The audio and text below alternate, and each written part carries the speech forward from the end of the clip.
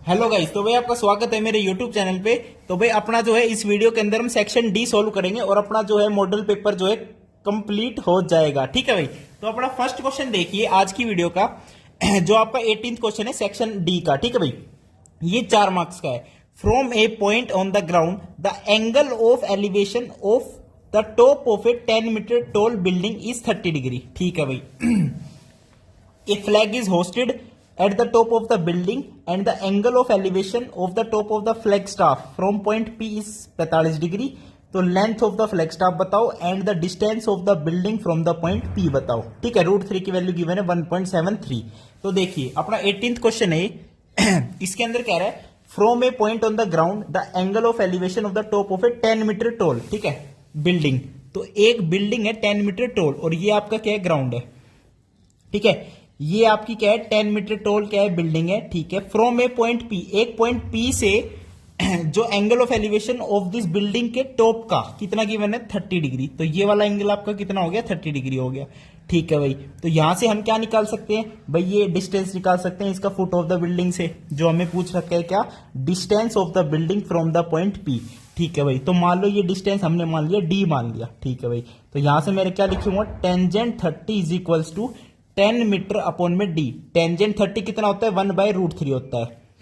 तो यहां से डी कितना आ जाएगा, 10√3 मीटर आ जाएगा। ठीक है भाई, तो ये डिस्टेंस आ गया of the point P from the foot of the building. ठीक है भाई, अब आगे इसने क्या बोला है, a flag is hoisted at the top of the building. इस बिल्डिंग के टॉप पर एक फ्लैग होस्ट किया गया, यानी एक फ्लैग और है इस बिल्डिंग के टॉप के ऊपर, उसकी भी हाइट होगी कुछ ना कुछ। ठीक है भाई, और कह रहा है angle of elevation of the top of the flag staff from point P. जो फ्लैग का जो टॉप है उसका अब एंगल ऑफ एलिवेशन इसी पॉइंट पी से वो कितना गिवन है आपको, वो गिवन है आपको 45 डिग्री। ठीक है, ये कंप्लीट आपको कितना गिवन है, 45 डिग्री।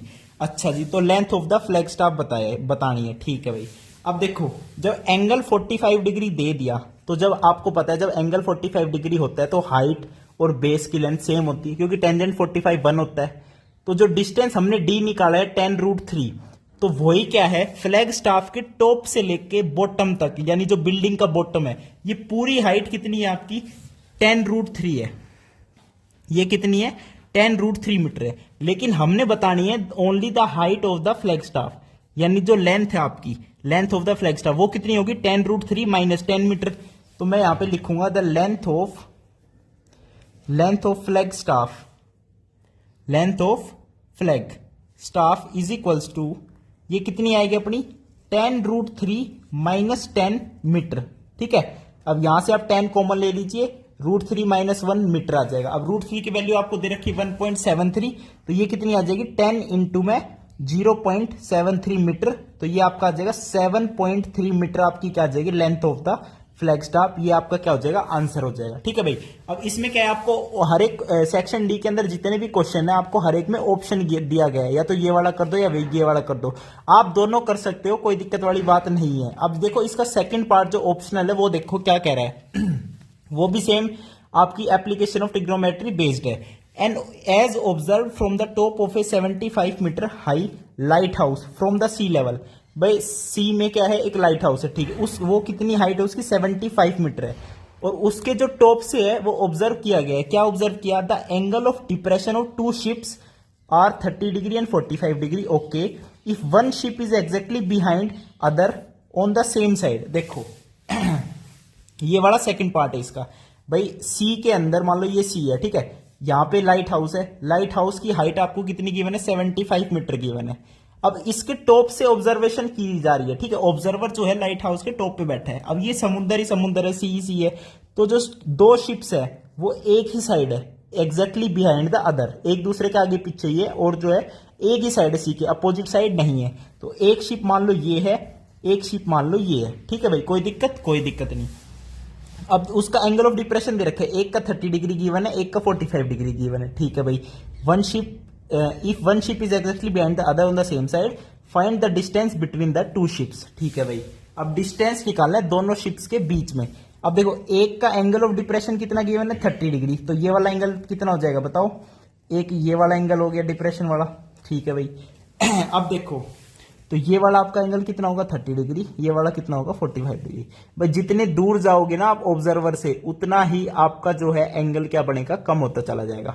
यहां से देखोगे तो एंगल ऑफ डिप्रेशन, भाई एंगल ऑफ डिप्रेशन ही तो हुआ, यहां से लेके यहां तक तो 45 डिग्री का एंगल ऑफ डिप्रेशन हुआ, और दूर चले जाओगे तो ये एंगल ऑफ डिप्रेशन कम होता चला जाएगा। देखो ये 30 हो गया, 45 से 30 हो गया, ठीक है। तो दोनों शिप्स के बीच में डिस्टेंस बताना है। अब देखो भाई टेंजेंट 45 आ गया, अब जहां भी 45 डिग्री एंगल दिख जाए, टेंजेंट 45 1 होता है हमें पता है, तो जो हाइट होगी वही आपका बेस होगा। तो 75 मीटर जो इसकी हाइट है लाइट हाउस की, तो यहां से लेके यहां तक का डिस्टेंस कितना है, 75 मीटर ही है, ठीक है भाई। अब ये यहां से देखना है, तो देखो यहां से जब टेंजेंट 30 लिखूंगा मैं, वो कितना आएगा 75 मीटर अपॉन में, ये कंप्लीट मान लो डिस्टेंस कैपिटल डी, ये कितना होगा डी हो जाएगा। टेंजेंट 30 कितना होता है 1/√3 होता है, तो यहां से आपका जो डी आएगा वो आ जाएगा 75√3 मीटर आ जाएगा, ठीक है भाई।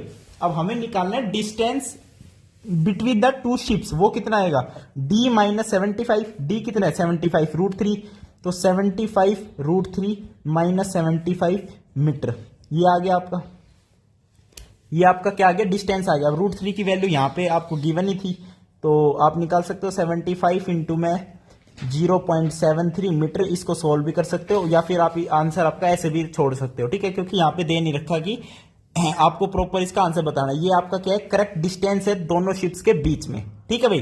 तो ये था आपका 18th क्वेश्चन। अब चलते हैं अपने 19th क्वेश्चन की तरफ, ठीक है। देखिए 19th क्वेश्चन में क्या कह रहा है, ए solid toy is in form of hemisphere surmounted bye A right circular cone. एक टॉय है, खिलौना है, वो क्या है एक कोन के ऊपर हेमिस्फीयर रख दिया, उस शेप का एक टॉय है, ठीक है भाई। हाइट ऑफ द कोन बता रखी है, कोई दिक्कत नहीं है। डायमीटर दे रखा है बेस का, ये भी बहुत बढ़िया बात है। Determine the volume of the toy, तो पहला क्वेश्चन तो यही है, वॉल्यूम ऑफ द टॉय निकालो। तो भाई फटाफट निकाल लेते हैं, पहले तो अपना वो टॉय बना लेते हैं, कैसा दिख रहा है। देखो ये आपका क्या है कोन है, और इसके ऊपर क्या है एक हेमिस्फेरिकल कैप है, हेमिस्फेरिकल कैप है। अब देखो कोन की आपको हाइट कितनी गिवन है 2 सेंटीमीटर गिवन है, यानी यहां से यहां तक की हाइट कितनी गिवन है 2 सेंटीमीटर है। और जो बेस है, जो डायमीटर है उसका बेस का जो डायमीटर है वो कितना गिवन है 4 सेंटीमीटर गिवन है, तो यहां से रेडियस कितनी आ जाएगी 2 सेंटीमीटर, यहां से रेडियस आ जाएगी, कोई दिक्कत नहीं। अब इसकी हमें बतानी वॉल्यूम, तो volume of cone plus volume of hemisphere, volume of toy आ जाएगी। तो मैं लिखता हूं वॉल्यूम ऑफ टॉय, तो कोन की वॉल्यूम कितनी होती है 1/3 पाई r² h, pi r² is 4, height is 2, plus hemisphere की क्या होती है वॉल्यूम 2 पाई/3 r³ इज 2 का क्यूब इज 8, ओके ठीक है भाई। अब पाई कॉमन ले लीजिए, पाई/3 कॉमन ले लिया, तो यहां से क्या आएगा 8 प्लस 16, तो यहां से आ जाएगा कितना पाई/3 मल्टीप्लाई बाय 24, तो ये आ जाएगा 8 पाई। 8 पाई आपकी क्या आ गई आंसर आ गया volume of the toy, complete toy की वॉल्यूम आ गई 8 पाई, ठीक है भाई। ये आपकी किस में आ गई सेंटीमीटर क्यूब में आ गई। अब नेक्स्ट क्वेश्चन में क्या कह रहा है देखिए, if right circular cylinder circumscribes the toy, एक सिलेंडर है जो इस टॉय को सर्कमस्क्राइब कर रहा है, यानी परफेक्टली सर्कमस्क्राइब कर रहा है, समझ रहे हो।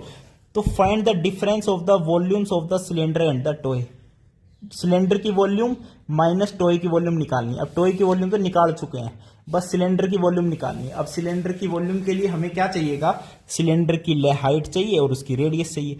तो इस टॉय को वो कंप्लीटली सर्कमस्क्राइब कर रहा है, तो वो बिल्कुल ऐसे एग्जैक्टली कर रहा है। देखो ये आपका क्या है सिलेंडर, इसको एग्जैक्टली सर्कमस्क्राइब कर रहा है, ये आपका बन गया सिलेंडर। अब सिलेंडर की यहां पे हाइट चेक करोगे, हाइट क्या होगी, देखो बेस की जो रेडियस है सिलेंडर की वो तो सेम ही रहेगी, कितनी 2 सेंटीमीटर ही। अब बात आती है हाइट ऑफ द सिलेंडर, वो कितनी है 2 सेंटीमीटर, तो ये है, प्लस में जो हेमिस्फीयर की जो रेडियस है ये 2 सेंटीमीटर, ये और जुड़ जाएगी, यानी 2 + 2 कितनी हो जाएगी 4 हो जाएगी। तो यहां पे height of the cylinder 4 centimetre आ जाएगी। तो जब मैं वॉल्यूम निकालूंगा किसकी सिलेंडर की, वॉल्यूम ऑफ सिलेंडर कितनी आ जाएगी पाई r² h, तो पाई r² is 4, capital H is 4, तो ये आ जाएगी 16 पाई, ये सिलेंडर की वॉल्यूम आ गई। अब रिक्वायर्ड आंसर में क्या था भाई, रिक्वायर्ड था सिलेंडर माइनस टोए, तो cylinder is 16 pi minus toy is 8 pi, so answer will be 8 pi. दोनों का आंसर 8 पाई आएगा आपका, ठीक है, 8 पाई सेंटीमीटर क्यूब। तो ये था आपका क्वेश्चन। अब चलते हैं इसी के सेकंड पार्ट पे, 19 के सेकंड पार्ट पे। देखो क्या कह रहा है गुलाब जामुन। भाई ये वाला क्वेश्चन बड़ा इंपॉर्टेंट है भाई। जब देखो, जब गुलाब जामुन ही गुलाब जामुन, ठीक है। ये आपका एनसीईआरटी का क्वेश्चन है, बहुत ही तगड़ा क्वेश्चन है। इसमें कंफ्यूज बहुत हो जाते हैं, लेकिन सबसे आसान यही है। Gulab jamun contain sugar syrup. भाई चाशनी तो होती है गुलाब जामुन में, उसी की बात कर रहा है और कुछ नहीं कर रहा है। Is about 30% of this volume, यानी जो गुलाब जामुन की जो वॉल्यूम है टोटल, उसका 30% उसके अंदर चाशनी है। नीरा मिठा ही मिठा है और कुछ नहीं है, ठीक है। खाओगे मीठे बन जाओगे, ठीक है भाई। अब देखो, find approximately how much syrup would be found in 45 gulab jamun. अब हमें तो 45 गुलाब जामुन की यहाँ पे बात कर रहे हैं, हमें बताना है how much syrup would be found in 45 gulab jamun. Each shaped like a cylinder with 2 hemispherical ends with length 5 centimetre and diameter 2.8 centimetre. तो जो अपने गुलाब जामुन की जो शेप है वो क्या है, देखो एक तो जो है सिलेंड्रिकल है, और जो सिलेंड्रिकल के टॉप और बेस है उन पे क्या है, हेमिस्फेरिकल एंड्स है। तो ये आपकी शेप है गुलाब जामुन की, ठीक है। ये यानी आपके हो गए चमचम, इन्हें हम बोलते हैं चमचम, गुलाब जामुन नहीं है, ठीक है भाई। अब हमें क्या करना है, how much syrup would be found in 45 gulab jamun, वो निकालनी है, ठीक है। तो भाई पहले तो देखो ये आपका 19 क्वेश्चन का ही सेकंड पार्ट है, जो आपको ऑप्शन में दिया गया है, ठीक है भाई। तो पहले मैंने बना ली वो शेप, ठीक है भाई, ये बन गई अपनी शेप, ओके। अब इसकी जो है वो दे रखी डायमेंशंस क्या क्या गिवन है भाई। लेंथ तो कितनी है सिलेंडर की, 5 सेंटीमीटर गिवन है, और जो डायमीटर है वो 2.8 है। तो यहां से जो रेडियस है वो कितनी है, 1.4 सेंटीमीटर है। ये कंप्लीट गुलाब जामुन आपका जो भी है, ठीक है। अब इसने क्या है कि जो सिरप की वॉल्यूम है, वॉल्यूम ऑफ सिरप वो कितनी है, 30% of volume of complete gulab jamun. ये आपकी एक गुलाब जामुन के अंदर वॉल्यूम ऑफ सिरप है, ठीक है भाई। अब हमें बतानी है कि देर आर, देखो 45 गुलाब जामुन है, ठीक है भाई। अब हमें बतानी है कि टोटल हमें बतानी है approximate how much syrup would be found. 45 के 45 गुलाब जामुन की सारी चाशनी का वॉल्यूम बताना है, ठीक है भाई। अब ये तो एक का है, तो 45 के लिए मेरे को क्या करना पड़ेगा, 45 से मल्टीप्लाई करना पड़ेगा, 30/100 इंटू में वॉल्यूम ऑफ गुलाब जामुन। अब वॉल्यूम में ये इस शेप की वॉल्यूम ही बताएंगे, यानी दो हेमिस्फेरिकल है और एक सिलेंडर है। तो वॉल्यूम में क्या क्या लिखेंगे, एक तो सिलेंड्रिकल के लिख देंगे pi r square h, plus 2 hemisphere है तो एक स्क्वायर ही मान लो, तो डायरेक्ट लिख देता हूं 4π/3 आर क्यूब। तो ये आपका क्या है, आंसर आ जाएगा। ये सिंपली आपका क्या आंसर है। रेडियस आपको पता है 1.4 सेंटीमीटर, हाइट आपको पता है 5 सेंटीमीटर, ठीक है। तो ये आपकी आ जाएगी how much syrup would be found in 45 gulab jamun, ये आपका वो आंसर आ जाएगा।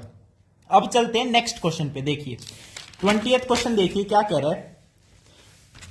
20th question is the last question of this video, ठीक है भाई। अब देखो, a survey conducted on 20 households is a locality by group of name students resulting frequency table. ये आपको दे रखी टेबल गिवन है, ठीक है भाई।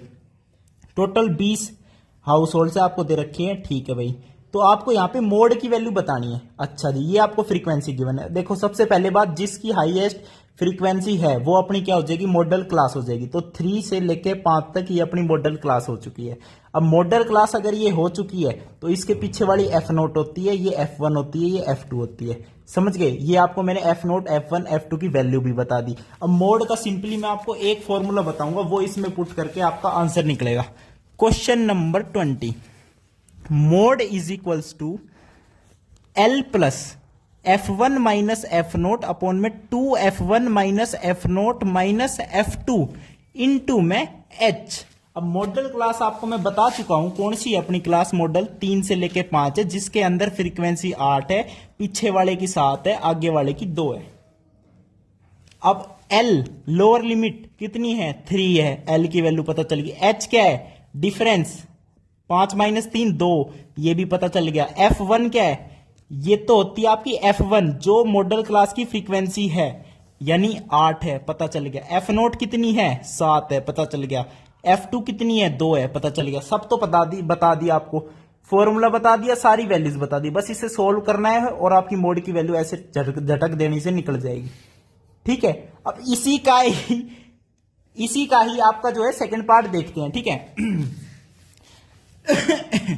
इसका सेकंड पार्ट देखते हैं। A table below shows the daily expenditure of food of 25 household. ठीक है भाई, तो यहां पे आपको दे रखी है एक टेबल, आपको मीन निकालना है। तो भाई मीन में कुछ नहीं करना होता, समीशन एफ आई एक्स आई अपॉन में समीशन एफ आई।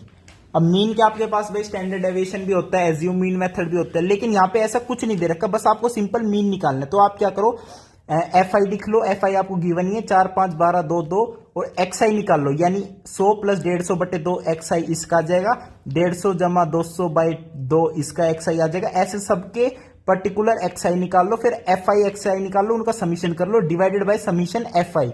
और समीशन एफ आई तो आपको गिवन ही है, कितना है 25 हाउस होल्ड है, तो इसकी वैल्यू 25 है ही। ठीक है भाई, तो बस इसमें ये फॉर्मूला लगेगा और ये आपका आंसर आ जाएगा। ठीक है, तो ये आपका सैंपल पेपर था भाई आरबीएससी का, ये कंप्लीट हो चुका है। वीडियो देखने के लिए बहुत बहुत धन्यवाद, थैंक यू, नमस्कार।